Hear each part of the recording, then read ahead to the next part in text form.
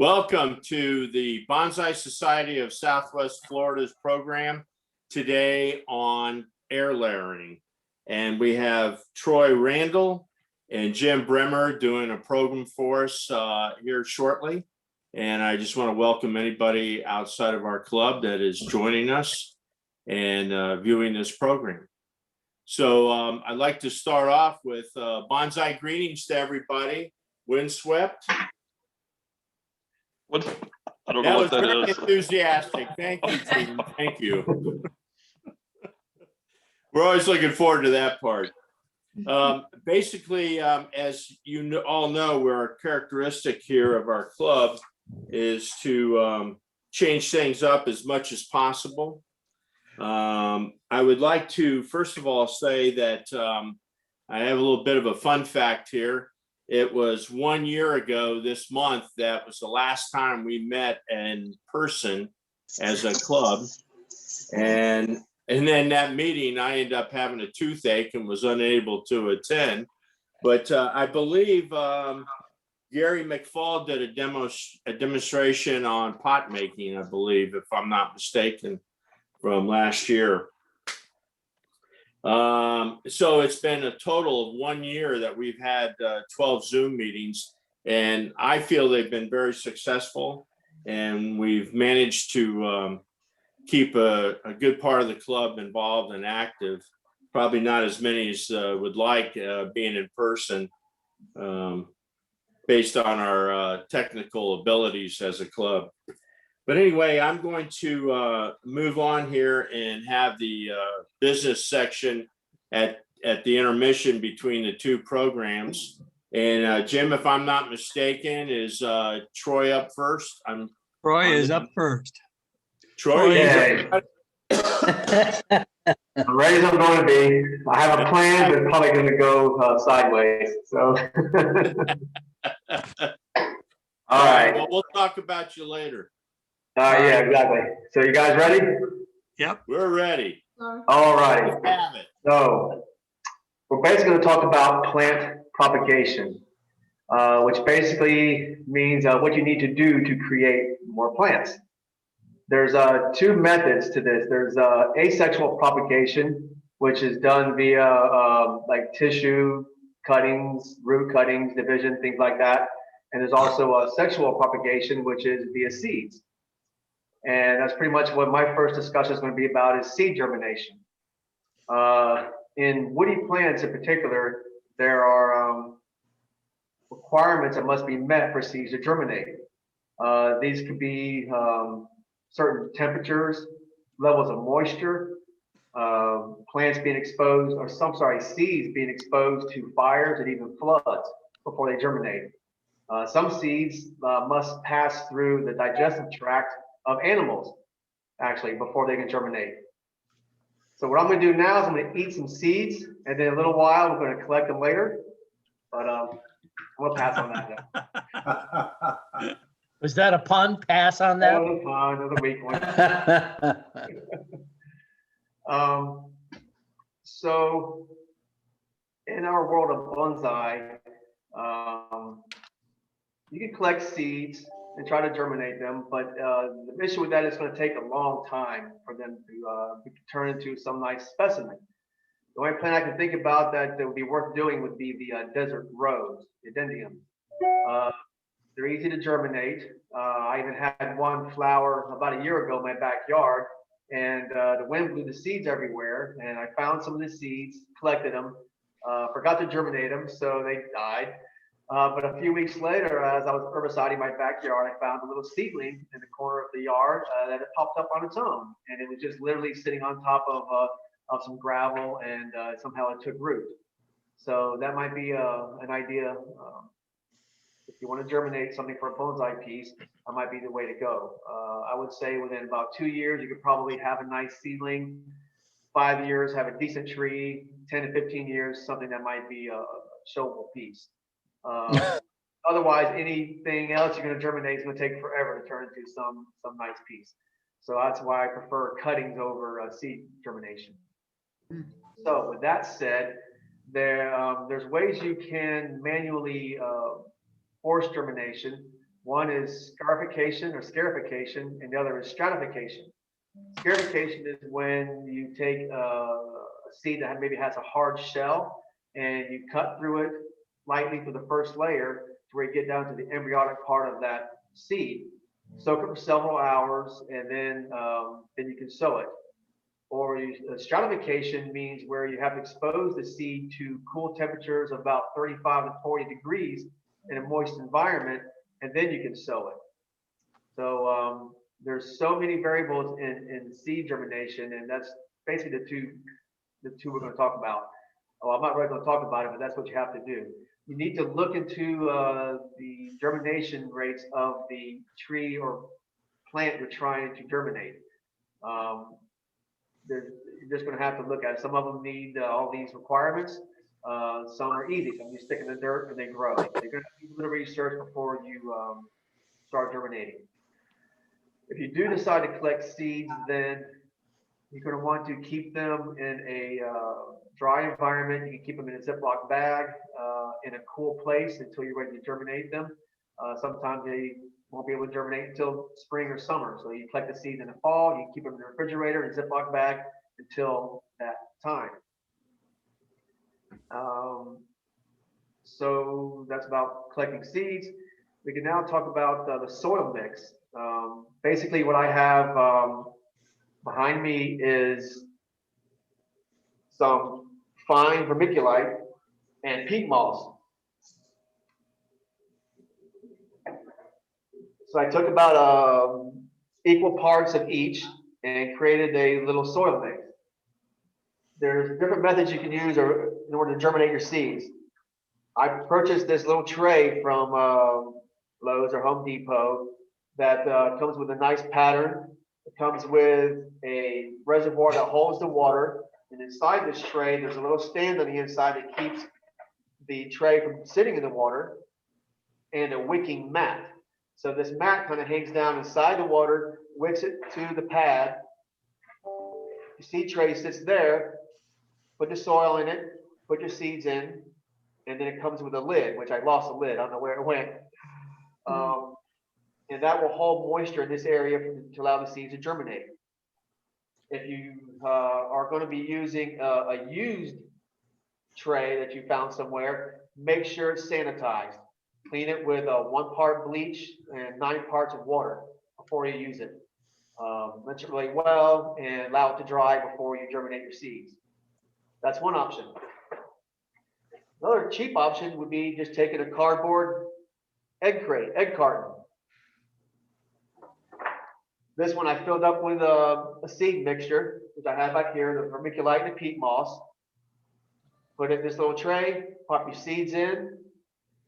The seeds don't need to really go very deep. You can put them on the surface or just push down maybe 1/8 of an inch, no more than 1/4 of an inch into the soil, and moisten heavily, and hopefully they'll pop up.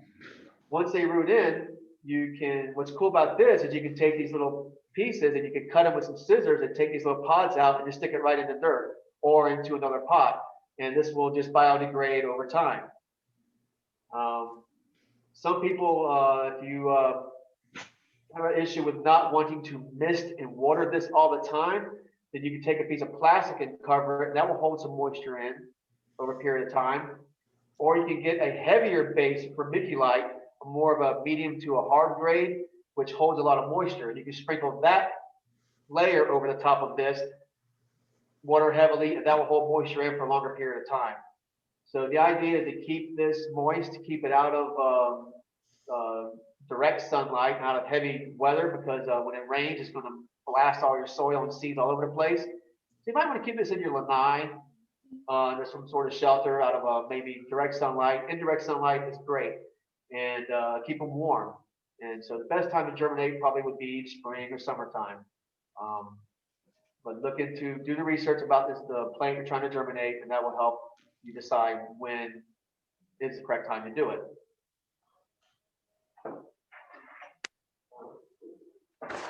I think that might just about be it for the seed germination. That was kind of quicker than I expected, but the propagation of the cuttings will take a little bit longer discussion. At this point, does anybody have any questions about seed germination? Yes. Desert Rose seeds, what do they look like? How do you know it's a seed? How do you identify it? All right. Mine, for some reason, they just decided to put out this beautiful seed pod, and if I remember correctly, it's a V. It's connected at one point, and it's two bean pods basically hanging from a branch. And all of a sudden, the one I had in the bonsai pod just decided to seed out.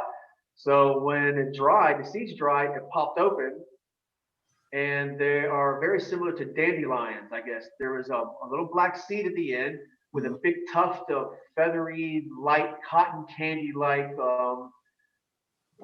tissue, I guess. And the wind catches them, and they just blew all over the place. And so that's how you'll notice it. You cannot not notice the seed pod. And I don't know what made it germinate that year, but it did. I haven't seen it happen since. So keep your eye open for a pod. If you do see it, let it go, and you can just literally stick that piece in the dirt, and they'll root in pretty easily.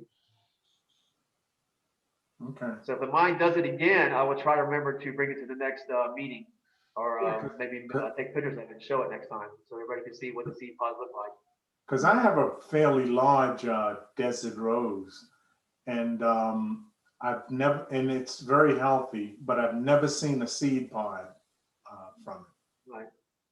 So maybe. Yeah, I was shocked when mine did it. So I don't know what made it do it. Maybe the combination of weather and temperature that year made it decide that it needed to produce seeds. It was just kind of a fluke. I was really shocked.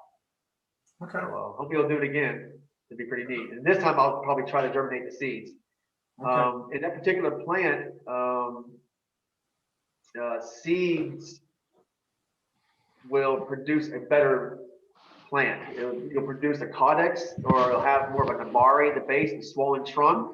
Whereas if you take a cutting from desert rose, you're not going to get that caudex. You're going to get just a thin trunk, and it's not going to develop like the other desert roses do. So that particular thing, the best way to propagate desert rose are either to collect them or do the seeds. Okay. Little tip there. Any other questions? What other plants can you think of that are good to take seeds from? That's a good one. I actually did make a list of all of the plants that we use for bonsai, and maybe I can print this out next time and send an email to everybody. But I can look down this list real quickly and see what might be the best. Things like, for example, your dwarf jade, your portulacaria, cuttings are the best for those. I haven't seen any of those seed out. I've never seen a seed on a jade or a portulacaria. Neither have I. What comes to mind is that in years past, we had an old guy named George who came over from the East Coast, and he'd pull these panels of small Fukian teas, and he was selling them for $2-3. They were really cheap. I got talking to him. We had him over for dinner one night after the show, and after the show, and he was telling me that what he did, he had a very large Fukian tea tree, and it would just propagate. It would just throw these seeds all over the ground. Well, he'd come through with a shovel and dig them up, and he and his wife would just pot these things up. And he found it worthwhile to do that for several years. He used to come to our show with those, and only $2 or $3 a piece, and they were a great deal for me. But it turned out they were free to him because he was digging them out of the ground every year. Oh, that's awesome. To answer your question, other trees I know seed really easily are elm trees and maples. So I have some property up in North Florida where I have 3 Drake elm trees up there. And the seeds, there's millions of seeds everywhere. Like, you can't park your vehicle underneath the tree because the seed will fill up your part of your hood over there. It's just, they're everywhere, and they're popping up all over the ground. And so my brother now is currently taking these seedlings, literally just take a little knife and you pop them up out of the ground, and you can stick them in the dirt, So he has a collection of elms up there that we're working on. Hopefully in the future, we'll be able to have some Nice. elm bonsais. Yeah. Maples, he did the same thing. We have red maples up there. He took a bunch of maple seeds, just threw it in a tray with dirt. It wasn't even anything special. It was literally dirt that he had dug out of the ground, put it in a flat tray. And I now have maple seedlings in my backyard right here, right now, about anywhere from 4 inches to about 6 inches tall. Now the And seeds on a those are really maple, interesting. yeah, the seeds on a maple are like helicopters, aren't they? They know what they call them. They have two big wings things on them and they spin in the air. They The do. maple- They spin as they maple- fall, and that allows seeds to distribute further away from the mother plant and Yes. propagate itself that Yeah. way in a larger Yeah. environment. It's really, really cool. The pine seeds kind of do the same thing too. Pine seeds coming out of pine cone have one blade instead of two blades, and that will kind of spin around and helicopter its way down. And, Oh, and is that right? go further away. Oh, Mahoganies also have a seed pod that pops open and have a bunch of those single bladed seeds, kind of like the pines. Yeah. Yeah. I think the tamarind gets a seed pod too. I don't know what the seeds are like. I don't think they have wings on them, but the pod is very distinct. In fact, the seeds are often eaten by people, tamarind. How about buttonwoods? I've seen buttonwood trees with those fuzzy little guys on the end. Those are seed pods, aren't they? I don't know.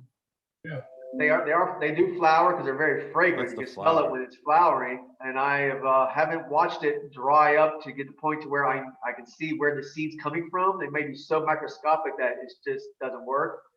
That's a really good question. Maybe next time mine flowers, I'll try to dry it out and just stick it in the dirt and see if it takes off. But I can't see any significant seed in it. There's got to be seeds somewhere in it. Well, I saw seeds. There was a giant buttonwood in front of a bank we went to once. I knew it was a buttonwood and it had little pods. And yes, the seeds were microscopic. They were like the tip of a pin when you opened up the little fuzzy things. That's all I know. I got a desmodium from Weigart's in September, and it was a pretty good sized plant. And I'm very new to this. I just started and it had beautiful flowers on it. And then all of a sudden it got these seed pods and I had no idea. So I went to Home Depot and bought these little seed things. And I took the seed pods and I planted them. I have like 24 of these plants. They're about this tall now. Oh, And that's great. only from like Oh, September. I had no idea what I was doing. And Mike Lane was at my house he's teaching me. And he was here in January and he said, oh my God. And in each one, there's like 2 or 3. He said, wait till the summer and then we'll plant. I mean, I'm going to have a jillion of these things, but that turned out incredible. And I had no idea what I was doing. I just figured, let me try it, but it worked. Mickey, here's an idea. When you collect those and sometime maybe in the future, we'll have a swap meet and we can trade. You can trade some of yours for some other variety of tree that other people are raising. You know, it's funny. I put them all in a little plastic container. And I still have this plastic container filled with all these seeds. And I don't know if they go bad, but maybe I'll just keep them. Who knows? Yeah, you could try planting those too, but Mm-hmm. or just trade the seeds with somebody for But something it was else. just kind of fun because I just started with this. So now I've got Yeah. all these seedlings on a potting bench. I have, there's like Those French pansies. 3 containers of 12 of them. And it's really neat to watch them grow. So, Good. but Desmodium, it worked out. So Yeah. I took, And I have my notes here. It says Texas ebony seed is best, is what my notes say, which is odd. I wasn't expecting that. I took seeds from a kumquat tree I had that died in the winter about 2 years ago. And I saved, and it fruited with the kumquats, and I saved the seeds and I planted the seeds. And 2 years later, I have this. I don't know if you guys can see that, and fruiting. Oh, nice. already. Yeah. Wow. I have about 7 of them. And this is Oh, only about 2 years, and they're all fruiting. So I'll pull all these fruits off. Each fruit has probably about 6 little itty bitty seeds in them. And I'll take each one out and I will plant each one of these seeds come spring, summer. Yeah. There's a good one. Hey, Yeah. Sam, And I This can see a fast. swap meet coming here, I think. Yeah, Yeah, this You grew think really that- You think fast. that is a good idea? or Because just a lot of people have things like that, and we can trade back and forth. Farm. Right. I did the same thing Troy was describing. I took him out and I put him in those little seed trades that he has sitting behind him right now. And I put one seed in each. And when they got bigger and fully rooted in, I took them out and put them in bigger pots. And then I'll step them up again this spring. Do you wait for the seed to go all the way through your system like an animal would and collect it from the brain? Yeah. Yes. I want to try that coffee that goes through the monkeys. Yeah. Yeah, that's what I want. I heard that's really good. No, Now, Troy, is this sexual or asexual reproduction here? Both. Seeds is sexual production, Oh, yeah. that's great. That sounds a lot more exciting. It is. No, yeah. We might have to blur it out. Yeah, especially at our age. Whose age? Who you calling You'll, old? you'll get there. You calling old. All right, Troy, you want to start back up again? Yeah, yes. There's a few things came to mind that I skipped over. I could mention, there is something to look out for when your seedlings, if they do germinate and start to show some growth, there's a disease called damping off that you need to be aware of. And what that is basically is there's a lot of fungi in the soil or in the environment that could affect these seedlings. So sanitation is a key. Make sure you're using fresh soil is the best. Usually when you get the bagged soil, they're already pre-sanitized. Sanitize your trays. And the damping off is when the seedling comes out, the fungus will get to the base of the stem, right where it's at the soil surface, and it'll rot the bottom part of that seedling out and it'll die. So just kind of keep that in mind. Not much you can do with it. I haven't heard of any recommendations as far as fungicide treatment. I don't know if you can spray fungicide in your soil. I just wouldn't do any of that. You don't want to fertilize your soil with the seeds. You just want to have sterile soil. Keep them moist at all times and watch them grow. Some seeds will germinate within a couple of days. Like Matt's kumquats there. I think they were popping out of the soil in no time. Some may take up to a month. I'm trying to do this katuk plant, which is like has an edible leaf. And I took some of the seeds and put them in a wet paper towel and in a Ziploc bag and just threw it on my counter in my kitchen and hoping they would pop out, and nothing's happened there. And I am going to hopefully germinate the seeds that I collected here from that plant here soon. I think it's getting warm enough to maybe go ahead and try it. I'm not going to germinate all of them. Something to also think about when you do collect seeds, don't throw them all in one tray at one time and then hope for the best. Take a small amount of them, so you don't waste your seeds. Take 5 or 10 of them and try to germinate them now. If they don't work, then maybe wait until April and then try to do a few more. Keep them in a Ziploc bag in your refrigerator, and hopefully they'll eventually take off. So don't get discouraged if you don't see something coming out of the soil in a week or two. Sometimes it takes a month. But after about a month or two, if you don't see anything, most likely it's not going to happen. And just I don't say you can throw the soil away, or you can maybe reuse it, mix it in with some, bonsai soil for your junipers or pines and stuff like that. Just recycle it, and probably okay. When you said use fresh soil earlier, Yes. you mean don't reuse soil, or like use not soil from an old bag of soil? What do you mean I by? would say an old bag of soil is fine. I would, especially for the seedlings, you just don't want to really use. Well, it's funny. Depends on the seed. Maples and elms, you can just go grab a handful of dirt, throw in a tray and they'll root in. But some seeds are more sensitive. So I recommend just might as well start off with a nice sterile mix of fresh bagged soil. If the bag's old, that's okay. But if you just go collect it, like recycled soil, if you want to use leftover from your bonsai pot or, something that you had grown before and it died and you don't want to waste the soil, I wouldn't use that soil because there's pathogens in that can be harmful to the seeds. So seeds need to be a sterile environment as you can possibly give them. And same with the cuttings, which we'll talk about later as well. And about 2 or 3 years ago, I had obtained some Brazilian rain tree seeds. And first I tried it with the outer hard shell. And those didn't germinate, but when I cracked them, they did germinate, and now I have a forest of Brazilian rain tree. So if Rick Owens is here, I got them from Ernie's. What's her name? Dorothy. What's- Dorothy. Yeah, she had given them to me, and they grew. I'm so happy with it. Brazilian That's rain. exciting. That's cool. So was that scarify or stratify? Yes, scarification. Yep, scarification. Yeah. And sometimes people even use acid. You can break down the coating by using some acid, a light acid. I can't remember what type of acid, but of course nothing that's harmful. I use a file. Yeah, a file. Yeah, a tiny little file is fine too, or a tiny knife. You just want to just break the surface a little bit. You don't want to cut it in half. Just kind of break it through where you can't get to the soft tissue on the inside, and then soak it in water, and then you should be good to go. Or you can just swallow it. Yeah, you can do that too. The problem is collecting it. Sandpaper works well for. Again, leave it to Matt. But it comes with fertilizer then. It's okay. All right, so if we're good with the seeds, I can move on to the asexual propagation, talking about stem cuttings. You guys ready for that? Yeah. Yep. Okay.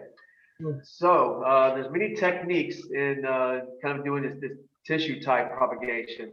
There's budding, there's grafting, air layering, which Jim will talk about later. There's tissue culture, and of course, stem cuttings. So we're going to talk about stem cuttings. This is a branch of a veerwood tree that I have out here that I was able to feel like I could sacrifice a branch for this demonstration. Before you take any cutting, you want to make sure that your plant is healthy. It's well hydrated.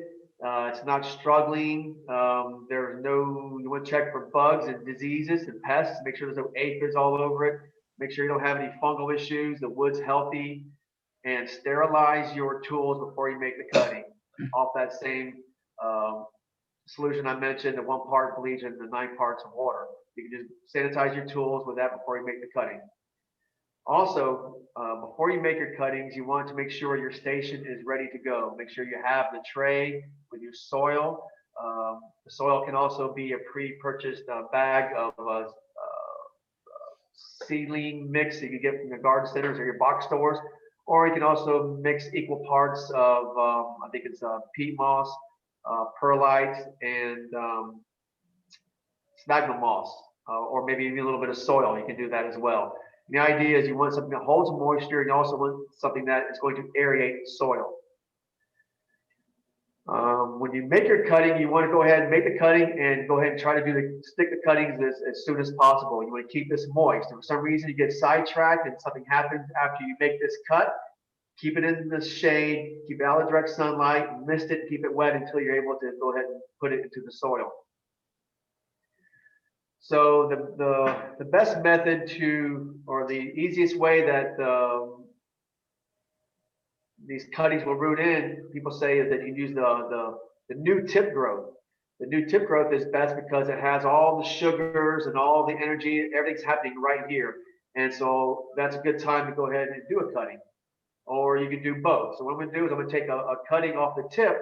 And I'm also going to take a cutting down here a little bit lower from a woodier part of the plant. And you can do both. And both may take, or maybe one versus the other will take.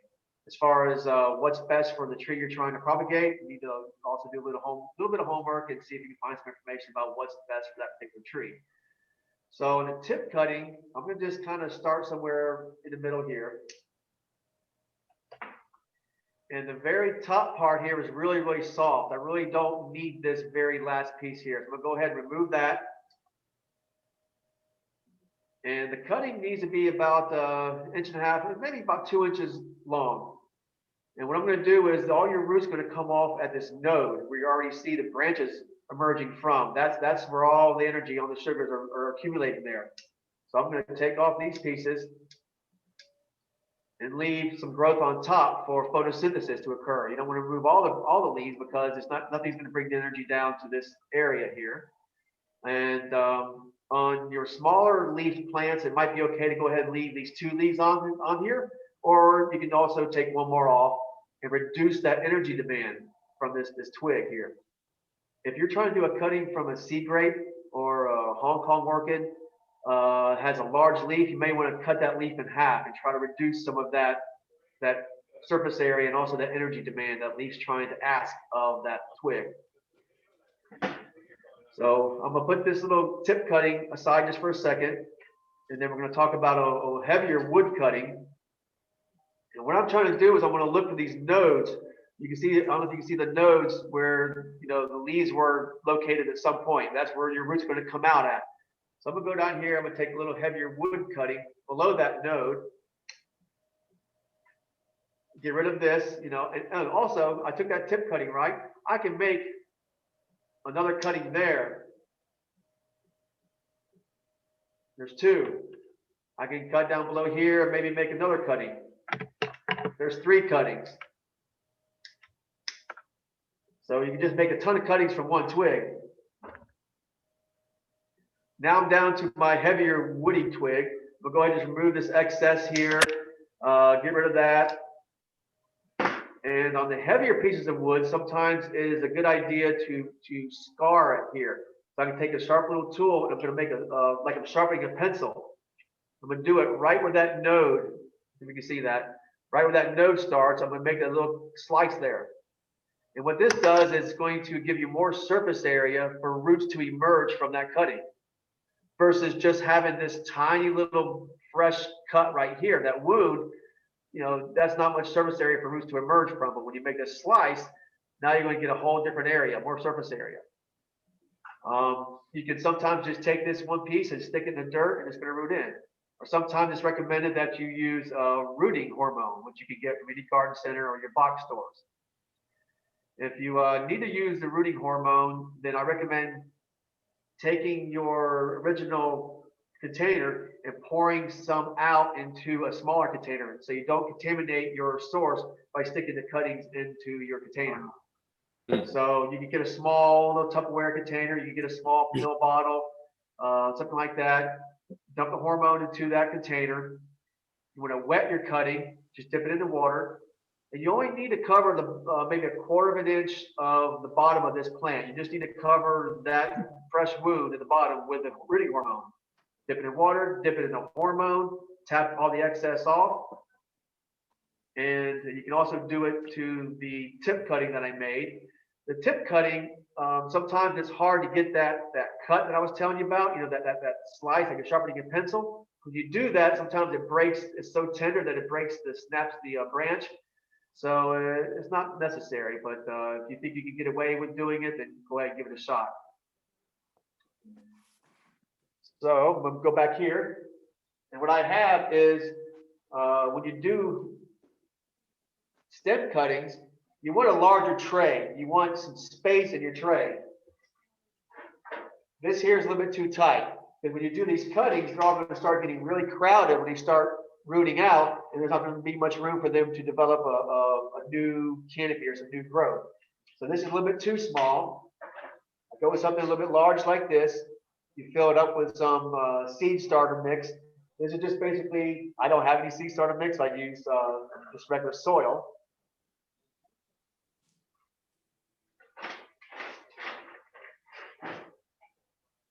And so you can see me. So after you dip your cutting into the hormone, you're going to want to use a little tool to poke a hole in the soil. So when you push this cutting into the soil, it doesn't push all that hormone off of the crucial area where it needs to be. So poke a little hole, you use a pencil, a pen, whatever, and go ahead and make the cutting, and you push. Then you push the soil down around the cutting and make sure it's firm and it stays upright. And then you can fill your tray up and water it in pretty heavily. It must stay moist at all times for it to continue to root in.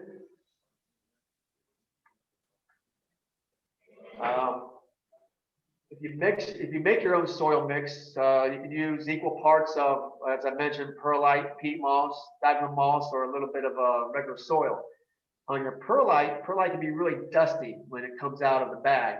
So what you could do is put it on a screen or put it in a colander and rinse it off first. But when you pour it out, it just gets this cloud. Basically, perlite is a silica that's collected from lava flows.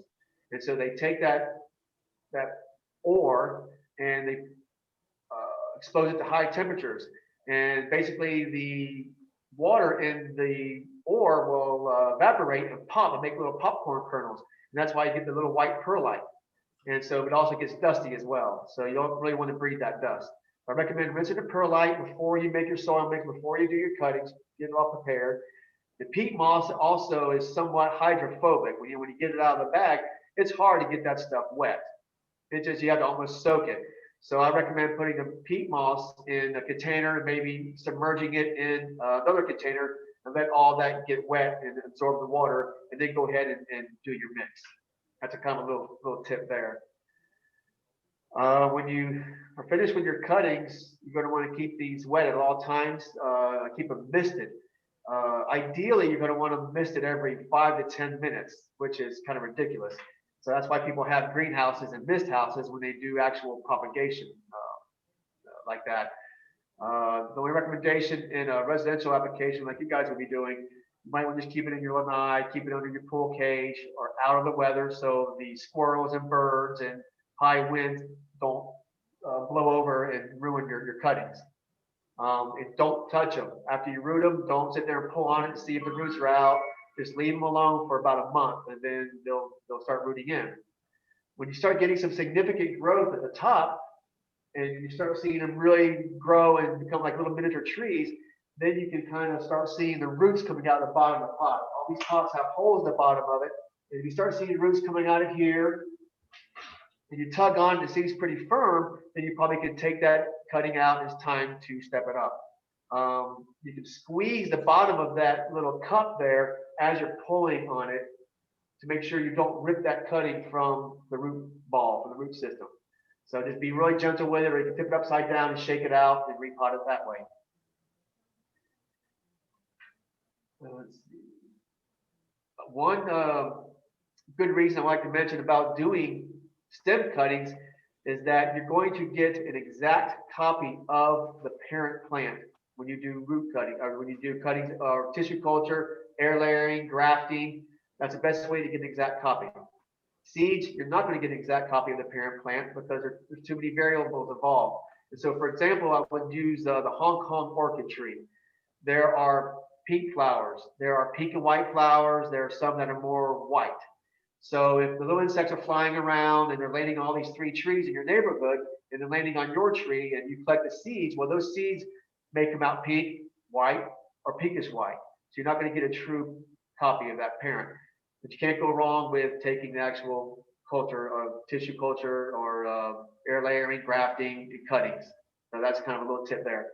Yes, Jim. Just a thought on that. If you wanted to build a forest, make a forest, you probably want very similar looking trees. So the cuttings from the same tree would give you the same exact copy, then, wouldn't it? Definitely. Building a forest. Another good example is, pardon me? If you're building a forest, you want the trees to look all the same. Yes. A good example is Matt has a really beautiful elm forest, and he wasn't sure of the original cultivar. He wasn't sure if it was a Chinese elm or a different variety of elm. There's many varieties of elm trees, and he wants to replace one piece in his forest because it's straight as an arrow. And all the rest of them have flow and character, and you cannot find one to replace that one tree. And that was an issue that we're having. And explain what you're saying is that to make a forest, you need to get all the cuttings from one source and make sure you're getting all the exact same tree. So if you go to Eric Weigert's and you pick from his selection, just be cognizant of that. Make sure you're getting all the exact same type of elm trees. Yeah.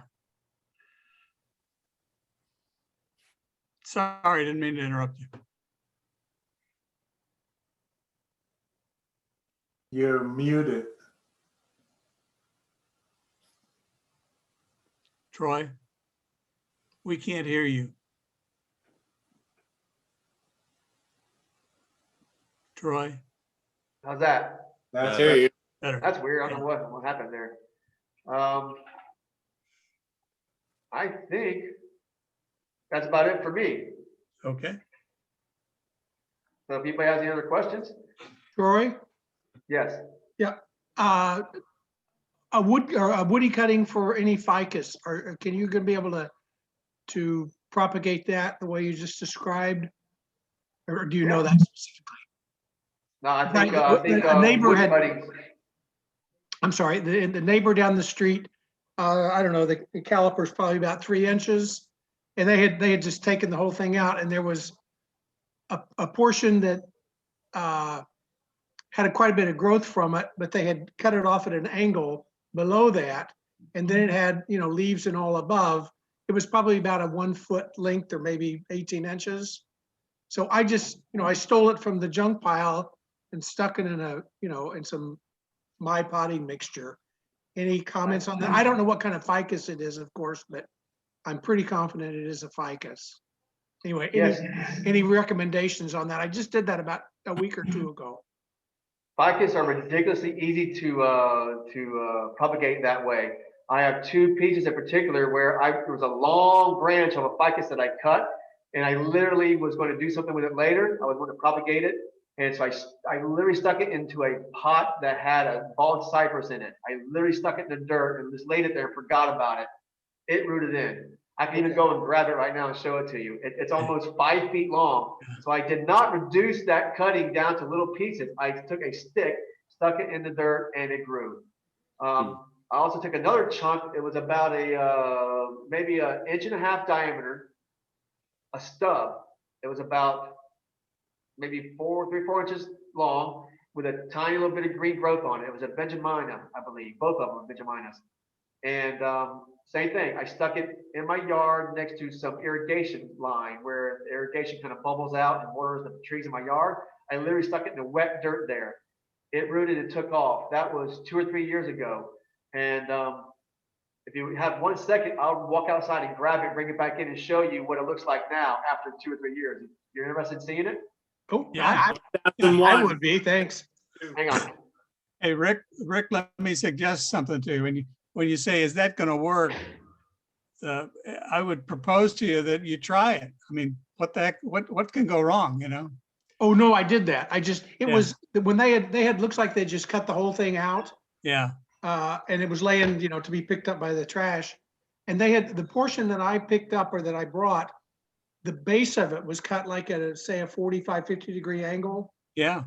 And I just left that. I didn't know if that was to cut it off at 90 degrees. I didn't know if that was better or not, but It wouldn't more make any surface area. difference. It Okay. wouldn't make any difference. Actually, But cut at the 45 degree angle, you're likely to expose more cambium. Okay. That's where the roots will come out. That's what he was talking about, slicing the Right. bottom of his cutting. Understand. So a 45 degree cut would actually be better than a straight cut. Okay. That was the Yes. question I wrote down before his presentation. So Yeah, yeah. I, No, Bill talked about the cambium. Say Has again? anyone tried growing wax myrtle trees from seeds? Wax Yes, myrtle. very easy. It's They easy. have a waxy coating and you can let them dry a little bit. And you can take your fingers and you can kind of roll them around and get rid of the little bit of the waxy coating. Or you can use some other method like maybe a soft sandpaper or some abrasive where you can just kind of rub them and wash them over. And once you get that waxy coating off, they're pretty easy to germinate. I've never seen a bonsai wax myrtle. Have you? Has anybody here? I have probably 2 in my backyard I'm working on right now that I'm trying to develop into bonsais. I have to actually butcher them this afternoon. I'm gonna try to, or at least this weekend. I have to remove 2/3 of the root ball. They're in about a 25-gallon pot, and the trunk's about this big around, and have lots of nabari, lots of roots coming off the bottom of it. Not a whole lot of action, but what I'm going to do is reduce the root system and then chop it back real hard one more time to see if I can go ahead and turn it into one. So I am experimenting with 2 of them right now. Good. Their life expectancy is only about 20 to 25 years. Exactly, to the word, yep. Oh, Yeah, they That don't sounds live good to long, me. so it'd be a very That's short good for me. venture there. You guys ready to see this piece? Yes, Yeah. please. yes. Wow. Beautiful. Ooh. Beautiful. That was from that stub cutting I took just 3 years ago. And look at the root system on that. Oh, wow. That's beautiful. So how long did you, how long did you leave it, if you recall, just in the bucket or whatever, before you repotted? It was in the ground for about 6 months, maybe 4 or 6 months. When I saw that it was alive and surviving, and I went ahead and dug it up and then put it into a pot with regular potting soil. I didn't put it into bonsai soil yet. So Right. I wanted to develop a more of a trunk, and then then all of a sudden started getting this canopy. And so I've been training it for a while now. But it's going to be a pretty cool piece. That just goes to show what you can do with a ficus. So that was just a root cutting, 4 or 5 years, and I have maybe with another year or two a possible presentable piece. Okay, the top of it I'm sorry, one more question. When I took it from the scrap pile, that did have some foliage on it, but the foliage wasn't very good shape. I took about half of the foliage off. I thought that made sense if I was trying to root it, or no? Right. Okay, Yeah, that's okay, but not 100% necessary. Like I said, I had that one 4 or 5 foot twig that I cut, stuck in the dirt, didn't remove any leaves, and left it all there, and it rooted out. It's still in my pot right now. that sounds perfect for me. There's a very important point you made here along the way we might be missing, and I want to make it. You said, Troy, that you put this in the ground, and that's the result of the trunk you showed us was the result you got from putting it in the ground. That trunk was already that. No, the trunk itself was already that big around. It was a chunk of ficus I already had. I just cut off the top of one of my other trees. Yeah, it was already a big piece. It happened to root out, and then all of a sudden, I just trained the new growth coming out the top and created my canopy. Yeah, my point is we often have trees that we don't have a large enough trunk on, and the very best way to grow a thicker trunk is put it in the ground. Not in a pot at all. Put it in the ground somewhere and grow it for a couple of years, and you'll see the thing double in size in a couple of years' time. And absolutely, yeah. My rain trees are that way, and then my cypress that I did, I was too eager to put it into a bonsai pot. We all want that tree and that cool pot. We wanted to be finished, and I learned my lesson the hard way. I stopped it. I took them out of the bonsai pots, put them into regular nursery soil. So I went kind of backwards, but they did fine going from the bonsai soil to regular soil. It didn't hurt them at all. And they increased production 2 to 3 times more significant caliper growth. Yeah. Sometimes definitely you have to, great recommendation. Sometimes you have to stop yourself from being impatient and putting it in a bonsai pot too early, because once you put it in a pot, it's going to slow down its growth, maybe stop it altogether. So putting it in, so you got to decide you want a show hen or you want a bigger tree. Sometimes you have to go backwards and put it back in the ground and let it really grow out before you get the trunk at the size you want. And that's the very first part. If you don't get a thick trunk, the rest of the tree is a nice tree, but it doesn't have a thick enough trunk. Exactly. And the only way you create that is put it in the ground. So anyway, when taking a cutting from a jade or a desert rose, we don't put them in the ground in dirt right away. We let them callus over. That's succulents. Yeah. Yes. Yeah. I'm just making it. Yeah. Yeah. Troy, I have a bougainvillea. It's a big shrub. And there is one branch that I want to remove. It's about, I would say, close to 4 inches in diameter. Now, I can either air layer it, or could I just cut it below, it's like a clump at the bottom, just below that clump, and just put it in soil. I think Jim might back me up on this. I think, in my opinion, air layering would be the best method because of the size of that trunk. I think because bougainvillea tend to want to rot. And so that large piece like that, sticking that in a moist environment, you can it'll just completely probably rot that area out. What do you think, Jim? I think air layering is always has the greatest chance of success at making it grow. But I will say, in my experience, if you take a cutting of a bougainvillea, a pretty thick one, you know, this big around or so, and stick it in some soil, it probably will root. I've had about an 80 or 90% success rate with those. I read in a magazine, someone took a 10-inch round cutting of a sea grape and put that in the ground and got that to root. Yeah. Wow. I just know, I'm talking about the variety though, but bougainvillea particularly. Some years ago, Jim Gehring and some others of it went over to a guy's house. We were pulling out a bougainvillea that was, you know, it had enormous trunks, and we were just cutting them. And when we got home, I stuck them in the ground. I still have about 6 of those. At one time, I had a dozen of them, and almost every one of them started just by putting a flat square cutting into some dirt. Bougainvillea are wonderful for that. Because I had cut up some of the other, this was a huge bougainvillea, and I just started cutting the branches. I have some branches like an inch or inch and a half, and I just cut them and put them right into nursery soil.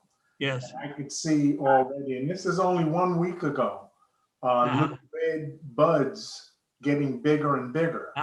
So, you know, those are okay, but there is the one piece, the reason why I even looked at that bougainvillea was this 1 4-inch diameter piece that I wanted. and you know, I was thinking also of air layering, but you know, me and my impatience.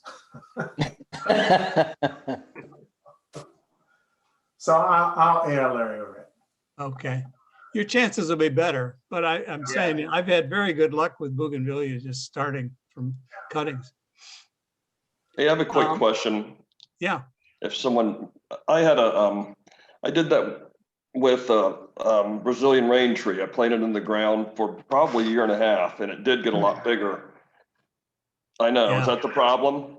And I tried to root prune it, and then I tried to take it out. I left it for a couple months. I tried to take, or a month or so, and it died. I dug it up and it died. The one species I would not ever put in the ground again is Brazilian rain tree. And I say that because I had 3 of them, and I didn't even put them in the ground. I put the pots on the ground, and all of them got nematodes. Brazilian rain trees very susceptible to nematodes. And it was beautiful in the ground. It did great in the ground, but when I tried to transplant it into a pot, it died. Well, you might look at the roots, and you might, because mine almost died. The nematodes almost killed them. And by the way, I had a heck of a time. I did a lot of research trying to figure out how do you beat nematodes. And my way, the only way I could figure out to do, and I've done it, is put them in organic soil, strictly organic, because it's more acid, and the nematodes don't like acid soil. They survive here so well, and they thrive in the soil around here because it's alkaline. Yeah, I don't know, that was my problem. I think I probably just didn't get the roots right, or I don't know what happened, but it didn't make it. Troy, do you have any thoughts on nematodes?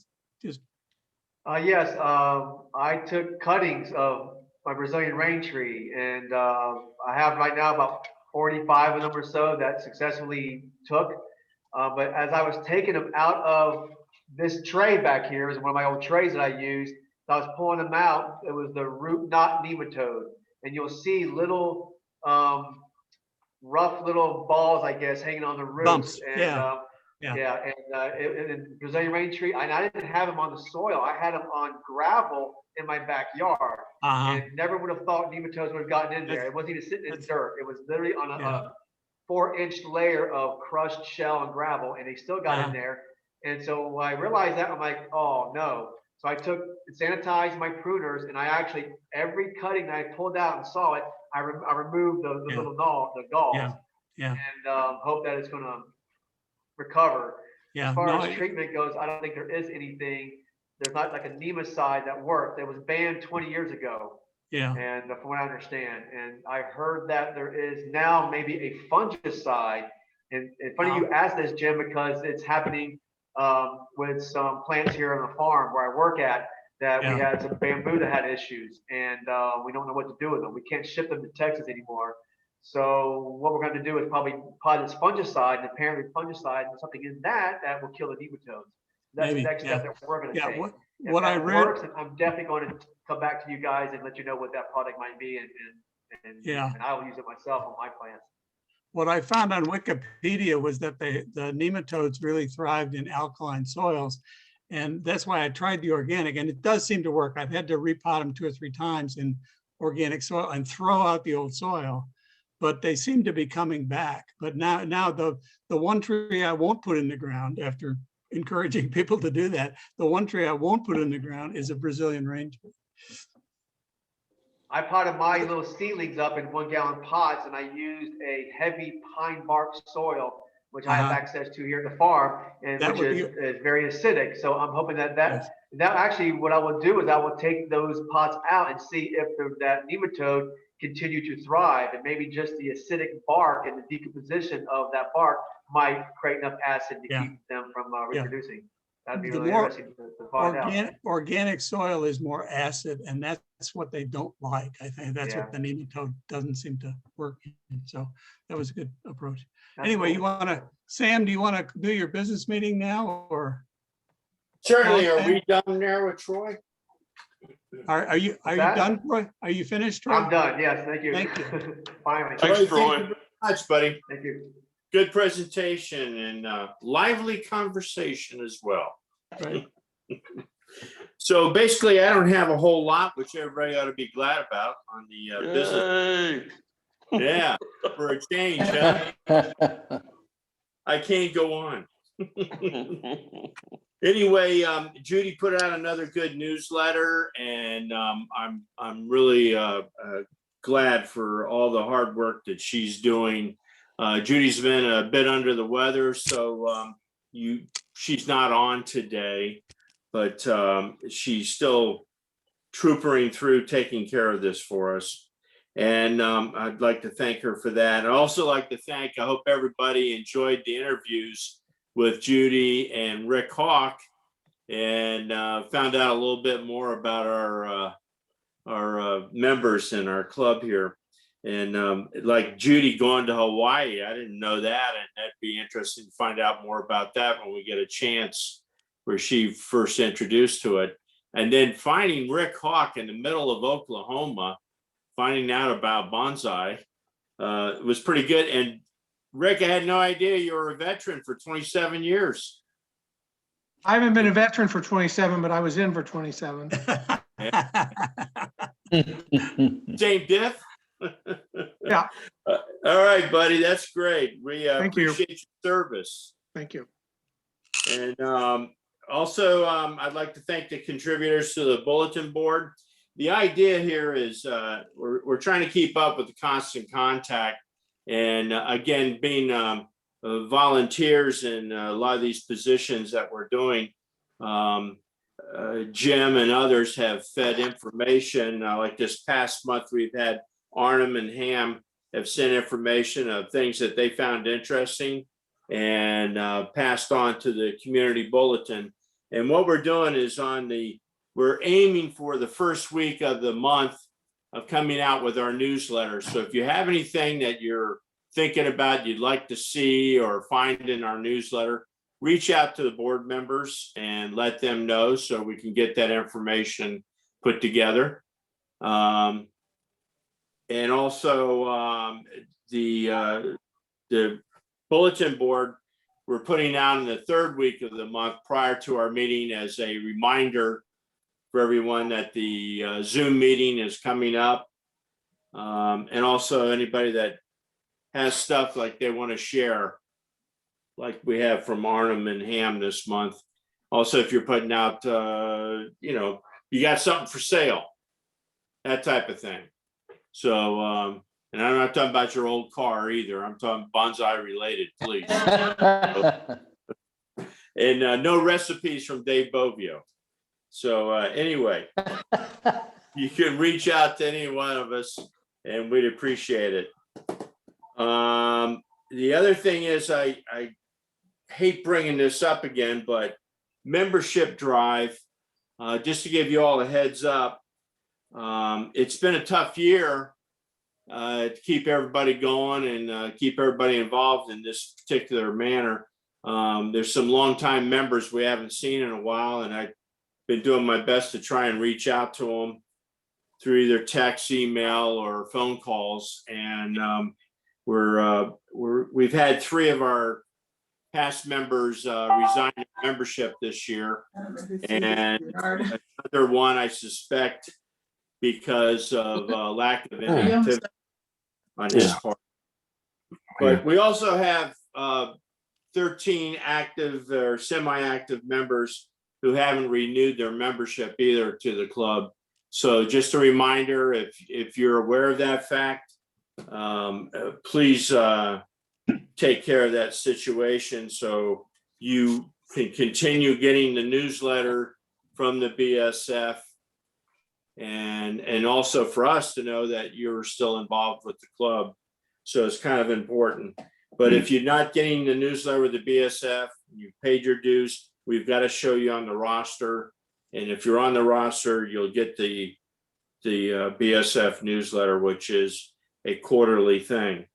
Speaking of the BSF, they are trying or continuing to plan with COVID protocols for the conference this year in May up at the Florida Hotel in Orlando. They're doing what they can to follow those protocols and everything else, but it's still ongoing. If anybody's interested, you should be getting the information on it through the BSF to your email address. Before I move on, since Judy's not here to talk, I got Ham. Do you have a treasurer's report or anything to pass on to us? Give me about 20 seconds. Hold on. All right, bud. Appreciate that. And Jim, do you have anything that you'd like to make an announcement on? Maybe the upcoming agenda for next month? Yeah, next month, we're going to dish the dirt next month. We're going to talk about soils. Linda Rodriguez will start us off with soil basics, and then we're going to have Martha talk about more advanced ideas in soil. And so we're kind of keeping with our horticultural approach here in the first couple of months. Wow. I like that dish the dirt part. Yeah. Got to think of a catchy title, you know. Yeah, you got it there. We'll put that in the newsletter. It's the advertising hook you have to have. Yeah. Well, good. We got something to look forward to. Hearing from Linda and Martha. I hope everybody's liking this format. We're trying to reach out to club members and find specifics that you're interested in and have you part of the programming. Also, you know, this is a good opportunity to do show and tell as well. If anybody's got some interesting things that are going on with their trees, want to talk about it, want to show them, now would be a good time to pop it up on the screen and show what's going on. Sam, I have one other note. I think Dave Bovio and Bill Smith and I were out at the Jones house. I've forgotten their first names, but Terry Jones. Yeah, they were the ones that used to sell trees at our show all the time. They had a Correct. tent that they would get for a couple of months running there, and they had a lot of nice trees for sale, and they were very reasonable prices. What they're selling now is more from their backyard and some real fine pieces. I will say the prices are not the cheapest I've seen, but and frankly, they didn't sell a lot while we were there. They didn't sell an awful lot of stuff, but he did tell me they did say on the way out that they're going to stay open, and they're still there at the house. So if anybody wants to go look during the week, if you're out that way, this is out near where McGregor curves and turns into San Carlos. It's right in that neighborhood. And if you're out that way and you want to look at trees, I think if you tap on their door, they'd be happy to show you the stuff they've got in their backyard. It's a terrific backyard too, by the way. Their contact information is on the front page of our newsletter. I have the phone number there and their street address. Of course, this was pertaining to that weekend sale that they had the 13th and 14th of the month. But as you said, Jim, I'm sure they'll take offers, and as they're getting closer to moving to Georgia, they'll really be interested. That was going to be my technique. I was going to wait and hover and wait until the prices came down. I'm gonna hover with Jim. Do we have a move date that they have? Yeah, actually, I saw a for sale sign in front of their house still, so I don't know if they've sold their house yet. I have a Rick, friend who's actually, Yeah, I just wanted to mention if folks open up their chat, I put some information on there about some Ilex shilling that are available. You'll have to go through me, and I can bring you over to this spot where they are. And there's about 50 of them, and they're all very big, all very healthy. And right now is the right time of year to extract them out of the ground. And they get 4, 5 inch, 6 inch Nabari. And I tell you, they're, in my opinion, they're the find of a lifetime for the little bit of work that you'd have to do. So I put the information on the chat. If you open up your chat and look at it, you can get my email and my phone number, and contact me if you're interested, because the landscaper's coming and they're all going to be ripped out. Well, I mentioned to Bill, I'm kind of interested. I'm going to talk with Bill Smith, and maybe we'll organize a posse and come out. That'd be great. The only thing I request is that any scrap that we cut away is taken away. That's all. Okay. Would probably be interested in coming too. So when Good. you organize something, let me know when it's going to be. Okay. Yeah. I'm Contact ready. me. Why don't you call either Bill or me, or email us, and we'll try to line something up maybe. Yeah, I would love it, because I hate to see these things get thrown out. I mean, they're 20 years old. It would be a sin. Ooh. And that's a great plant to work on. Yeah. Yeah. It's got a nice And small leaf on it. And right now is the right time of year. Yeah. Yeah. Do it. Sam, I'm ready. You are, Ham. Go ahead. All right, well, it's been a pretty easy year for doing bookkeeping. We've only had about 20 transactions since the first of the year. And at the first of the year, we started with a balance of $7,248.20. And as of a day ago, we had collected $400 in dues. I spent $31.79 on checks because after 2 years I ran out.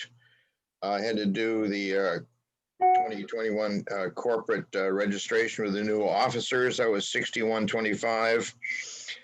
And we had to pay corporate insurance for this year, $402. And the last transaction was the paid the BSF dues for last year, $495. So we have in the bank right now $6,627.61. What was that again? And the money in the bank now, $6,627.61. Okay. Thank you, Ham. hey, Ham, I have a feeling I'm one of the people who is late on their dues. What's the best way to pay it right now? Normally, I'd write you a check at the meeting. Well, the best way is to send a check to the PO box. If you're ready, I'll give you that info. Yep, shoot. Did that already? I think I can look it up. It's on page 3 of the newsletter. We have. I don't want to see page 3. Ham was going to give it to me. All right, I'm ready. Go ahead. Bonsai Society, Uh-huh. PO Box 61945, Uh-huh. Fort Myers, 33906-1945.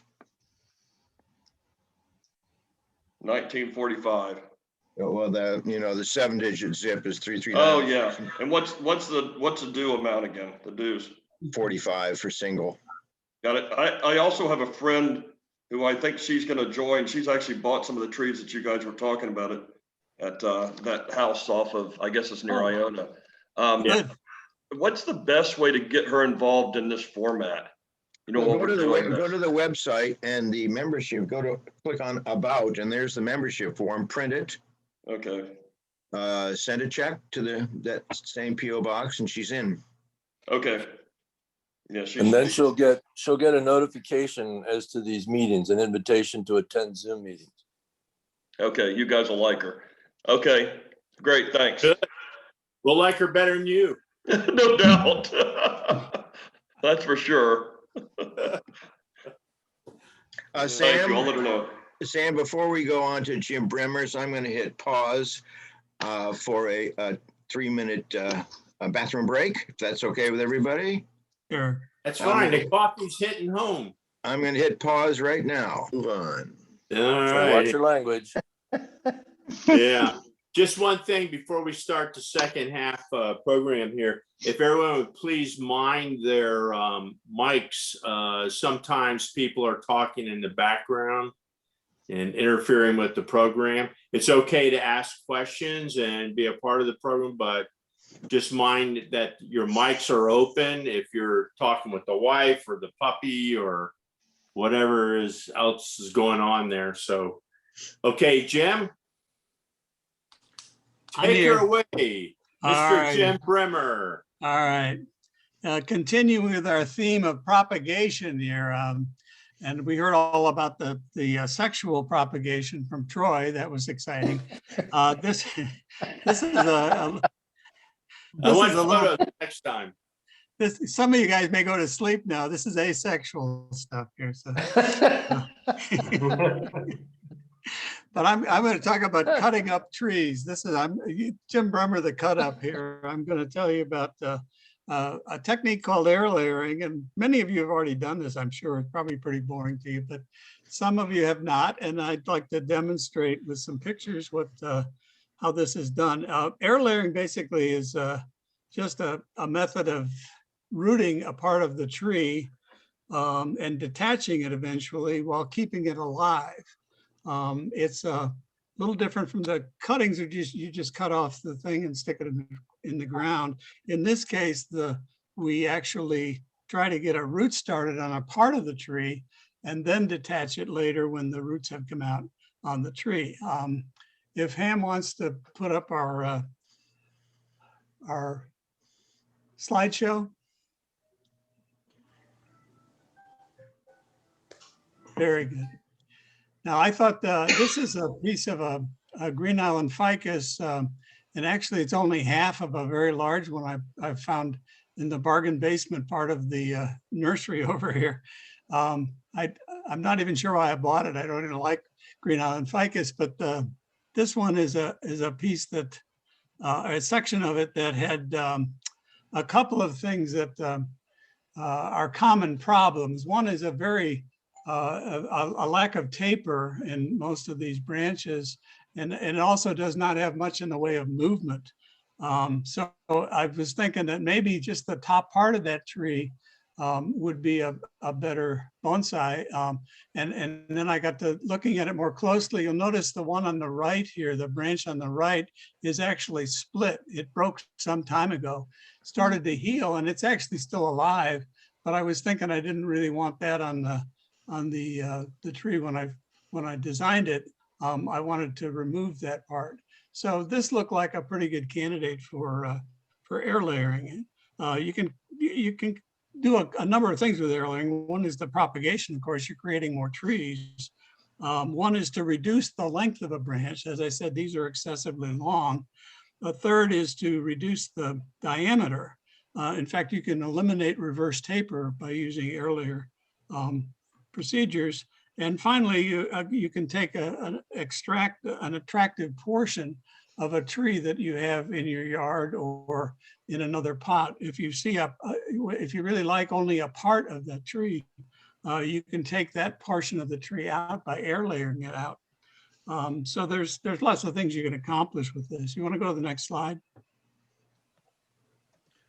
Yeah, I think, hold on a second. I've got a problem here. Okay. Let me go back to my share screen here. I've got too many. Well, this should be it. I don't know why we're getting this. It was working before. Hold on. Okay, yeah. Okay, well here, this is my, I have kits that I carry around for different jobs. I have one for just putting on lime sulfur, and this is my air layering kit. And you'll see I had this carefully designed by the engineers at General Electric. They first used it in a refrigerator, and then I found it there and took it out. So, but it's all been carefully built for me by the engineers at General Electric.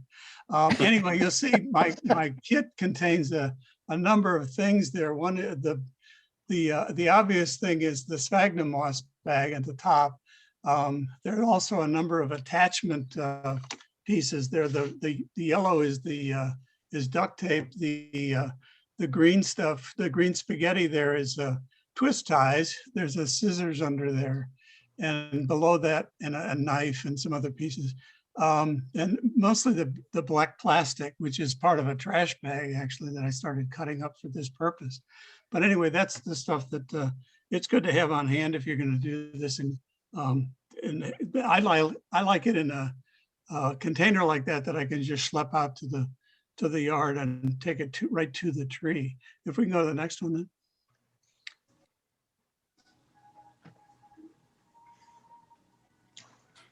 Okay, this is sideways. I'm getting closer to this, and actually it's a sideways peep, but it shows you how long the main part is, and then the other branches are also pretty long, and they don't really have much taper to them. So, and I was thinking that this part on the left-hand side, which is actually the top of the tree, is almost a little forest there.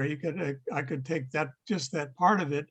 But it certainly would be a nice branch, or perhaps even a new tree by itself.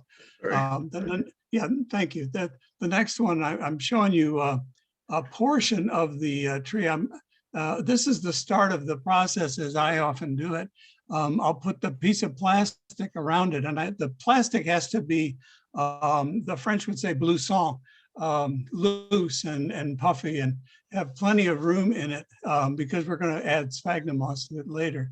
But I will wrap the bottom part of the part I'm going to cut. Actually, I think we skipped over. Oh, I see.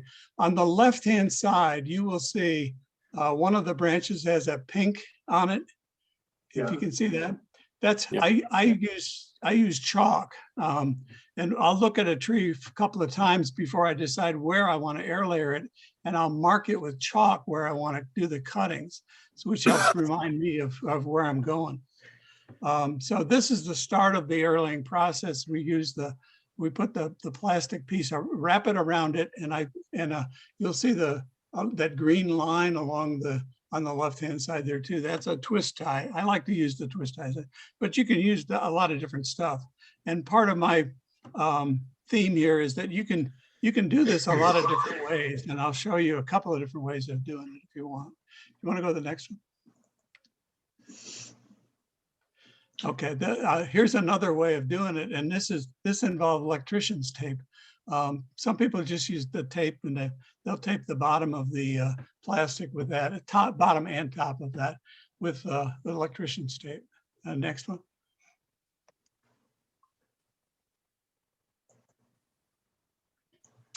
Now comes to the actual cutting, and I like this tool that I have on my Swiss Army knife device here. It's a serrated edge, and I like that. It's a pretty good cutting tool. You'll see on the right-hand side of that trunk, next to the pink where I marked, you'll see I've started to cut the side there. And what you're doing here is basically cutting and girdling that section of the tree. This is one cutting device for doing that. And the next slide, please. You see here that I've cut all the way around it. And this is it's the only effective way of doing it. You have to get the tree completely girdled, and you want to be sure you remove anything that looks green, because what you're trying to do is you go through the bark, you're going through the phloem, and you're going through the cambium. The green part is the cambium, and that's the part that you really want to get rid of on the stretch that you're opening up here when you're cutting it. You want to get down to the sapwood. As a rule of thumb, again, there's so many rules of thumb in bonsai. When you're doing this, you want to make the cutting, the distance between the top and the bottom of the cut, you want to make it at least as large as the diameter of the tree. Just something to remember if you're doing this. Don't leave it too short or the tree will heal itself over and you haven't accomplished anything. You'll notice too, I've actually started to add sphagnum moss at this point. I put it into the plastic. And we'll go to the next one. I think I show a wrapped one. Yeah, this is a bit more wrapped piece. What you're trying to do is put the wet sphagnum moss around the cut part and then surround that whole thing with this plastic, which we will eventually tie. What you've done, the roots will come out. If you see the top of the cutting there, there's some green section, that's cambium of the trunk, and that is where the roots are going to come out. Where the cambium is exposed at the top part of this cutting is where the roots will come out. Because basically what you've done when you put this sphagnum moss around it, and particularly when you surround it with plastic and tie it off, is you've fooled the plant into thinking that it's in the ground at that point. And when a cambium is in the ground, it kind of wakes up. It's like a stem cell. It can decide what it's supposed to be.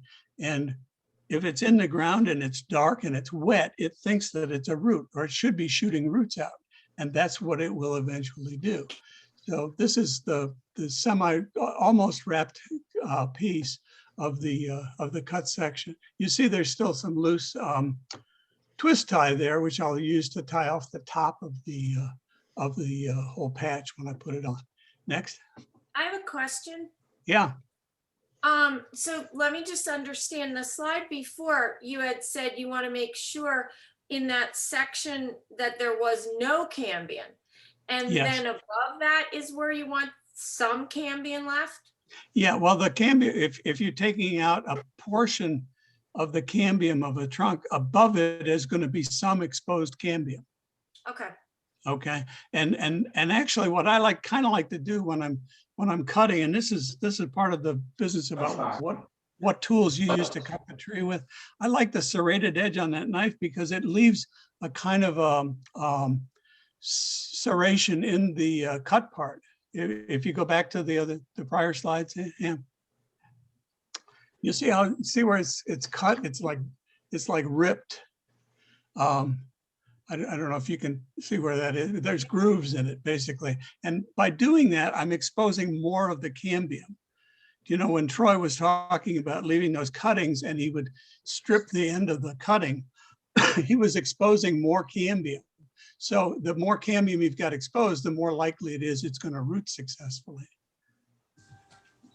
You get that, Linda? Or was it Linda? No, it's Mickey.